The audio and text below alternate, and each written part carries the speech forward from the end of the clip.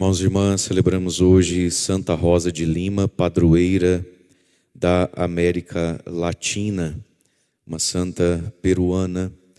E Santa Rosa de Lima não foi freira, Santa Rosa de Lima foi uma leiga consagrada. Na igreja nós temos de todas as congregações, nós temos 4 grandes carismas, 4 grandes congregações religiosas que têm a chamada Ordem Terceira. Os franciscanos, os dominicanos, os beneditinos e os carmelitas, que é a Ordem Terceira. A Ordem Primeira são os frades, né? A Ordem Segunda, as freiras, o ramo feminino do carisma. E a Ordem Terceira são os leigos, as pessoas que casadas ou solteiras na vida secular se aproximam, né, desse tipo de vida e tentam trazer para a sua vida aquela espiritualidade e aqueles compromissos. Então é como que uma aliança, né? Aquilo que, dados os descontos, hoje se chama nas novas comunidades, as comunidades de vida, as comunidades de aliança. Então Santa Rosa de Lima não entrou no convento. Ela nasceu com o nome de Isabel. E tão grande era a beleza dela que desde menininha ela ganhou o apelido de Rosa. Bela como uma rosa. E ficou Rosa. Enfim, inclusive o nome de santa, né? E desde sempre cresceu na virtude, na busca de Deus, na infância, na adolescência. E sentiu um profundo desejo de se consagrar inteiramente a Deus. Por diversas questões, não foi ela então ser religiosa, monja ou freira. Continuou morando na sua casa, né? Mas na sua casa, enfim, organizou para ela ali um espaço onde ela pudesse ter uma vida de oração mais séria, né? mais comprometida com a vida de oração, de contemplação. Também a assistência aos pobres, sobretudo aos índios, aos indígenas, né? Daquele tempo. E também viveu uma vida de grande penitência. Morreu muito jovem, mas foi uma santa de altas moradas, né? De alta espiritualidade.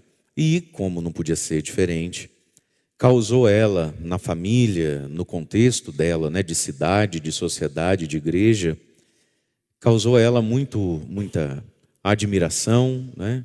Causou ela moveu ela, né? Pessoas, moças, jovens, para uma vida mais santa, mas causou também muito escândalo, né? Os santos de Deus causam isso em nós, né? Eles quebram os nossos paradigmas, as nossas médias, né? E viveu ela então aquilo que se cumpre na liturgia da palavra de hoje. A gente quebrou um pouquinho a sequência do evangelho dia a dia, né? Para ler um evangelho próprio para Santa Rosa de Lima, porque é uma festa litúrgica, padroeira da América Latina. E também a primeira leitura que está fora da sequência dos profetas. Primeira leitura que nós ouvimos aqui da carta de São Paulo, segunda carta de São Paulo aos Coríntios, nos fala em primeiro lugar, meus irmãos, de uma ilusão, de uma presunção e de uma vaidade pessoal que a vida espiritual pode causar em nós. Disse ali São Paulo então, segunda carta aos Coríntios, capítulo 10, versículo 17. Irmãos, quem se gloria, que se glorie no Senhor, pois é aprovado só aquele que o Senhor, que Deus, recomenda e não aquele que se recomenda a si mesmo. Então, quando a gente começa a se tornar uma pessoa religiosa, e quando a gente olha para a nossa vida e vê que certos pecados muito graves a gente não comete, a gente começa a se recomendar a si mesmo, se apresentar a si mesmo. E às vezes a gente vai ficando bastante presunçoso, vaidoso das virtudes que tem. Ainda que elas nem sejam virtudes, vamos lá, nota 10. A gente está tirando 7,5 em determinado assunto da vida, já se sente professor, né? Quem se glorie no Senhor. É aprovado aquele que Deus recomenda, porque Deus tudo sabe, né? E não aquele que fica recomendando-se a si mesmo. Aí entra o capítulo 11, versículo 1 e 2, quando Paulo está escrevendo aqui aos Coríntios, e Paulo vai falar então de um amor esponsal, de Deus para com os coríntios, de Deus para com cada um de nós, e do próprio Paulo como representante desse Deus que é ciumento, quando ele diz lá no capítulo 11, oxalá, irmãos, pudesseis suportar um pouco de insensatez da minha parte. Na verdade, vós me suportais. Paulo tinha um amor tão grande por Corinto, tão grande, porque foi a comunidade mais difícil de fundar e catequizar. Corinto era uma cidade extremamente pagã e devassa. Corinto era uma cidade portuária. Quando Paulo chegou lá, em Corinto, não precisou 2 dias para ele comprar a passagem de volta de onde ele veio e falou: aqui eu não fico. Foi preciso que, num sonho, Deus falasse com ele, né? Nessa cidade tem uma porção de gente, um povo, um tanto de gente que me pertence, tem coragem e ninguém te fará mal. São Paulo, talvez não, com certeza, dos apóstolos e dos missionários, ninguém tão corajoso quanto Paulo. E Paulo tremeu nas bases em Corinto.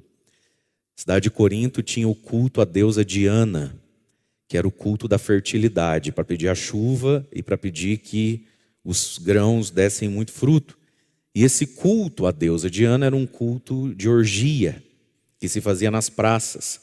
Então havia, em Corinto, as sacerdotisas de Diana, mulheres que raspavam a cabeça e eram prostitutas públicas, né? E que viviam isso. É por isso que na carta aos Coríntios, Paulo vai fazer algo que não é dogma, que depende da ocasião e da circunstância. Mas São Paulo vai então legislar dizendo assim, que a mulher quando vai rezar deve cobrir a cabeça. E que não convém porque o cabelo é o véu da mulher, que a mulher não pode cortar o cabelo. Onde é e só para quem que Paulo escreveu isso? Aos Coríntios. Por quê? Porque o povo ia se convertendo e aqui tinha uma preocupação de Paulo. Nós, os cristãos, precisamos parecer virtuosos também. A santidade não é feita de aparência, mas a santidade é aparecível, se você assim quiser, correto? Então, o hábito não faz o monge, mas um bom monge que hábito usa? Essa é a pergunta. Então, numa comunidade nascente, numa cidade onde muitas mulheres eram carecas, e carecas porque prostitutas, era um jeito de expressar uma sexualidade libertina. Vem para a igreja, continua careca, não era bom deixar o cabelo crescer? Não era bom cobrir a cabeça então, já que esse cabelo agora não cresce mais, talvez? Tanto assim, vai ficar com aquele cabelo mais curtinho, então não era bom colocar um véu para deixar claro que entre nós a gente pensa diferente esse assunto, que as coisas não são assim? Então veja, isso longe de ser um legalismo lá para Corinto, mas era aplicável a Corinto e não precisa ser aplicado a nós, porque hoje uma mulher de cabelo curto não quer dizer nada do que queria dizer naquela ocasião, certo? Por isso que é bom estudar um pouquinho de Bíblia, né, gente? Mas vamos lá pensar, nós os cristãos fazemos parte também de uma sociedade que tem seus trejeitos, que tem seus arquétipos de pecado, que não é mais rapar a cabeça, pode ser outras coisas hoje em dia. E nós somos convidados então, meus irmãos, a entender que sendo cristãos a gente tem que ser virtuoso e santo, sabendo que o hábito não faz o monge, mas que um monge sabe escolher o hábito que usa. Existem certas coisas que as pessoas falam, é pecado fazer isso, é pecado fazer aquilo. A pergunta é, convém, edifica, comunica o que para quem não está entre nós? Né? O que é dito, no caso deles cortar o cabelo? Então era um zelo com a própria comunidade, um zelo para com as pessoas. Mas aí Paulo continua assim, dizendo isso, né? Vocês me suportem um pouco da minha insensatez. Paulo tinha saído de Corinto, de vez em quando mandava uma carta, né, a Corinto. E Corinto era extremamente melindrosa, das comunidades a mais melindrosa. Qualquer coisa dói, qualquer coisa machuca. E a comunidade mais presunçosa que tinha, né? E aí então Paulo vai dizer assim, suportem um pouco da minha insensatez. Por quê? Versículo 2. Sinto por vós um amor ciumento, semelhante ao amor que Deus vos tem, porque fui eu, não foi outro. Fui eu que vos desposei como a um único esposo, apresentando-vos a Cristo como virgem pura. Então Paulo está dizendo, fui eu que comecei isso aí, fui eu que fundei isso aí, fui eu que vos trouxe a Cristo, e agora eu não posso mandar uma carta fazendo certas perguntas, querendo saber como é que a banda toca. Que história é essa? Esse nosso espírito rebelde, né? Esse nosso espírito de não querer prestar contas a nada nem a ninguém. E Paulo está dizendo, não fosse eu mal agradecido. Não fosse eu, então me respeita. E aí Paulo está dizendo, sinto por vocês um amor ciumento. Paulo sentiu uma dor de ver que Corinto ia se desviando de vez em quando. É um ciúme de pai. E um ciúme de esposo. Mas aqui tem uma imagem então, para nos ajudar na liturgia de hoje, festa de Santa Rosa de Lima. O Deus esposo, o Deus ciumento. E a imagem da igreja como virgem pura, como noiva. Naquele tempo, dentro do judaísmo e dentro do cristianismo, nunca se pensaria que uma noiva não fosse virgem, né? Mas olha só o que diz aqui. Cristo nosso esposo.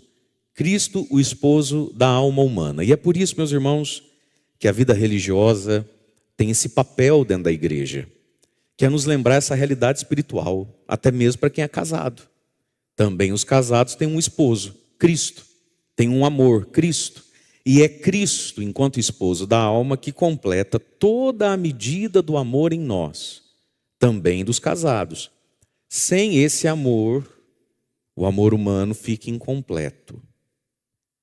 E aí quando uma pessoa experimenta que o amor humano é incompleto, ela pode ir para a depressão, para o desânimo diante da vida, ela pode ir para uma aventura perigosa.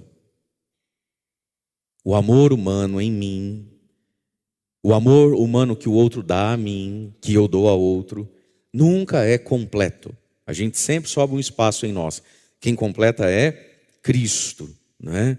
E aí nós ouvimos o Evangelho, então, próprio para esse dia, dizendo aqui, o reino dos céus é como um tesouro, o reino dos céus é como uma pérola escondida. Jesus é esse tesouro, Jesus é essa pérola. E Santa Rosa de Lima descobriu isso, né? Santa Rosa, de vez em quando, vivia, né, narra a história dela, com a situação, a família dela era suficiente bem colocada na sociedade de Lima, no Peru, na capital, né? O pai, a mãe, enfim, tinha lá seu patrimônio, tinha sua posição. Eles não eram qualquer um. E ela era uma rosa, de tão linda. Então casamento não faltava, né? Ainda mais naquele tempo onde os casamentos tinham todo esse cunho também do bom negócio. Quem é que casa com quem, né? Então uma moça tão bela, ela foi oferecida e cortejada por grandes nomes, né? Mas Cristo era o tesouro da vida. Jesus é a pérola preciosa. E aí vem a dinâmica nossa com Jesus. O reino dos céus é como o tesouro escondido no campo. Jesus Cristo. A gente o encontra no campo da vida, no campo da nossa existência. Quem o encontra faz o quê? Primeira coisa, mantém escondido. A gente não sai mostrando a nossa experiência de fé, a nossa experiência do Cristo esposo de imediato, nem para qualquer um. Muita gente perde a fé porque mostra a fé que tem para todo mundo. E mostra a fé que tem para quem não entende a fé que tem. E mostra a fé que tem quando na verdade não tem toda essa fé ainda. Esse é o ponto da vida. Às vezes, a gente pega Jesus e a experiência que a gente fez dele e mostra para quem não entende nada disso. Vai rir, vai zombar, vai desestimular. E a experiência de fé que a gente está mostrando de Jesus para o outro também não está madura nem em nós ainda. Nem em nós ainda, né? Quantas quebradas de cara a gente já não deu aqui, né? Por exemplo, com os nossos acampamentos, né? Vai lá, bota para testemunhar, dura quanto tempo? Dura quanto tempo, né? Então veja, encontrou, faz o quê? Esconde. Esconde na própria alma, esconde no próprio coração. Mas para que esconder? Porque é jacu, medroso? Ai, tem vergonha de dar testemunho. De aprontar igual o Saci Pererê, não tinha vergonha. Essa não é a questão. Esconde para quê? Cheio de alegria, vai e vende todos os seus bens e compra aquele campo. Vende o quê? Os males? Os males não compram um tesouro. Pecado, se você somar todos os pecados que você tem, eu tenho, e a gente renunciar a tudo, isso compra o bem que é Cristo? Não. Não. O que é que compra o tesouro? Os bens é que compram o tesouro. Os bens compram o tesouro. Os males não. Renunciar ao mal não compra um bem. É a renúncia dos bens. Então, cheio de alegria, ele vai, vende todos os seus bens. Ele se desprende dos bens e compra aquele campo. Então, como é que se compra? Muitas aspas na palavra, né, minha gente? Como é que se compra Jesus?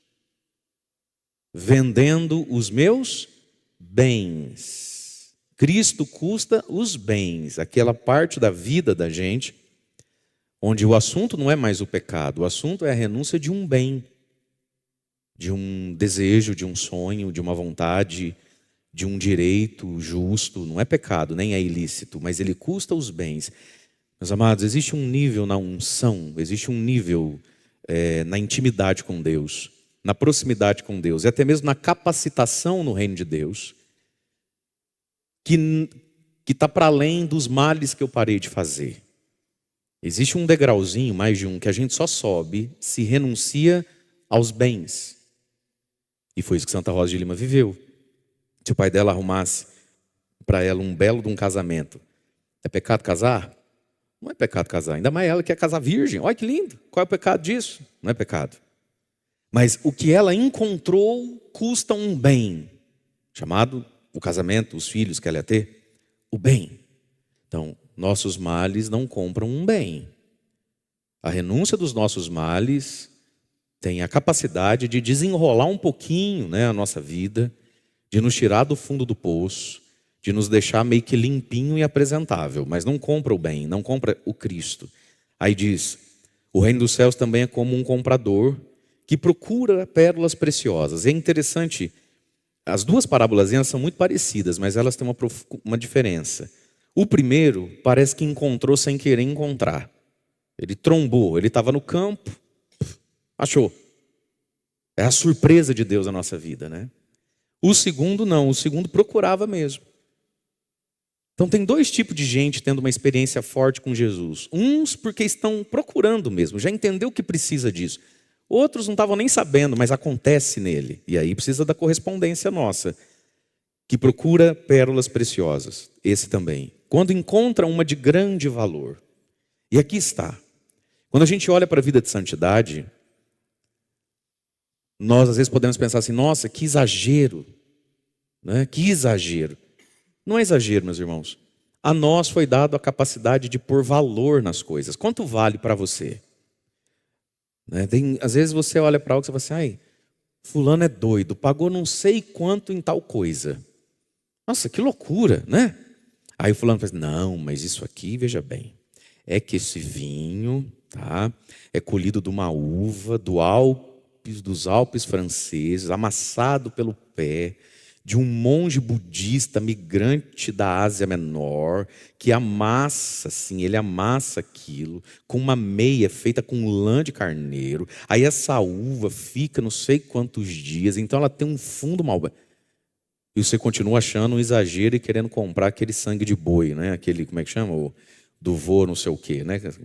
Aquele garrafão barato. Mas para o sujeito saber que a uva veio do alto da montanha, para ele vale, ele paga. Né? Que coisa, não é assim? Uma chuteira velha, empoeirada, fedida. Não, mas o Pelé, em 1967, veio jogar ali no estado, na beirada de Londrina, ali para cima, um amistoso contra o Corpo de Bombeiro. O time do Corpo de Bombeiro. E ele jogou 15 minutos, que era uma campanha, não sei do que, não sei o que. Então o sujeito vai lá e dá 80 mil reais num par de chuteira velha. Você fala, mas que exagero. Para ele, é o Pelé que jogou naquilo ali. Então veja, meus queridos, quando encontra uma pérola de grande valor, nós podemos olhar para Jesus e achar que ele vale cincão. Nós podemos olhar para Jesus e tudo que é esse campo que contém o tesouro. Porque você viu ali que para comprar o tesouro tem que comprar o quê? O campo. Não é isso? Quando a senhora se apaixonou perdidamente pelo seu marido, quem era o tesouro? O marido.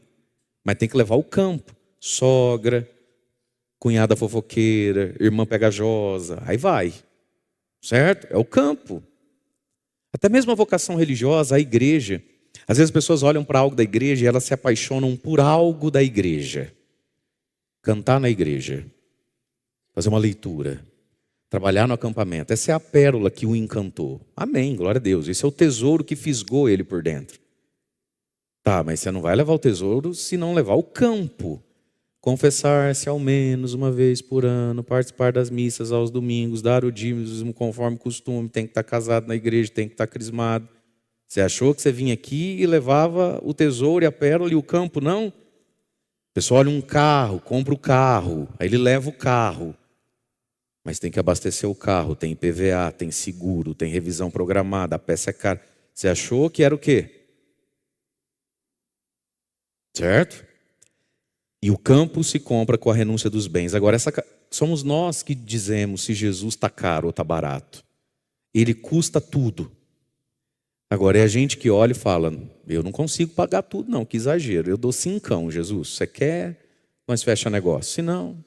E muita gente olha assim para Jesus.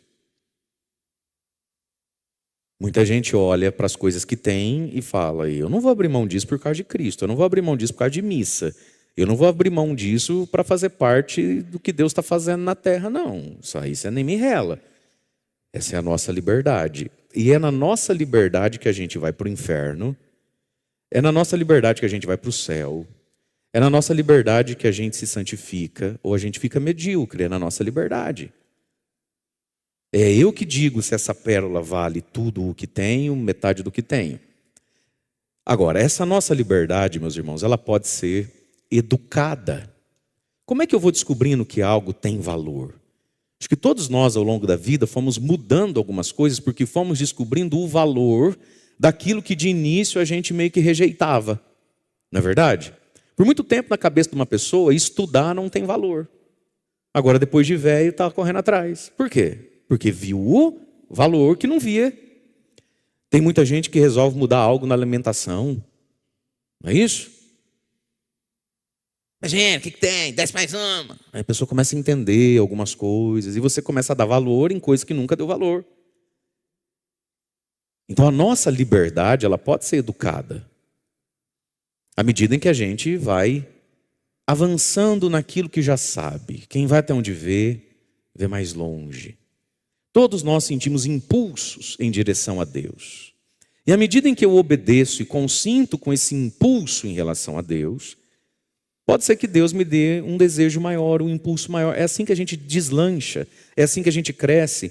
E é assim que alguns aspectos da fé, que antes em mim ou em você eram beges, eram sem brilho, era opaco, vai ganhando brilho. Por quê? Porque eu vou até onde eu estou vendo aquilo.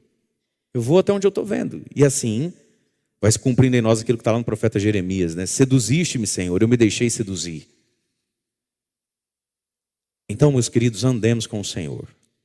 E diante dos bens que às vezes a gente vai entendendo que precisam ser renunciados, que o Espírito Santo está lá dentro do nosso coração nos incomodando, quem como Deus? Ninguém como Deus. Essa é a espiritualidade dos santos, de uma Rosa de Lima. Olhar para tantas coisas. E as amigas dela morrendo de dó dela. Tão jovem, tão bonita. Ao invés de estar lá no salão, fazendo cabelo, unha, e preparando um casamento, estava lá cuidando de pobre, rezando, fazendo jejum. Enquanto alguns morriam de dó dela, ela olhava para essas coisas e dizia, mas quem como Deus? Ninguém como Deus. Não tem nada como Deus, eu quero é Deus. E para ela, Deus se apresentou, Jesus se apresentou nessas coisas. Um dia, um repórter passou um tempo, acho que 2 semanas, acho que é isso, né? Enfim, mas essa história existe, a reportagem existe. Foi para a Índia, foi da Inglaterra para a Índia ficar uns dias lá com Madre Teresa de Calcutá. E ficou ali na casa, morando e acompanhando e vendo ela, a vida que ela levava com aquelas irmãs, né? E entrevistando, fazia uma pergunta, fazia outra, anotando. Tinha que fazer uma grande reportagem sobre Madre Teresa de Calcutá, que era muito famosa, né, já em vida. Aí na hora de ir embora, no último dia, na última conversa, entrevista, ele falou assim, irmão, eu preciso te dizer uma coisa. Eu não faria isso que a senhora faz por dinheiro nenhum no mundo. Ela olhou para ele, riu e falou assim, pois é, meu filho, eu também não. Eu também não. É a pérola. Um homem olha e fala, eu não faria isso por dinheiro nenhum do mundo, rapaz. A freira olha e fala assim, eu também não. Então, quem como Deus?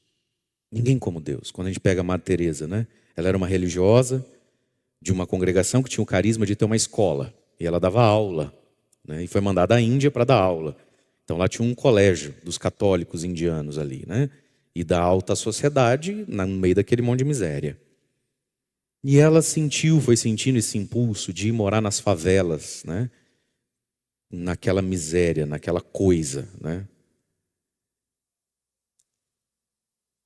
E com certeza ela foi amadurecendo isso dentro dela.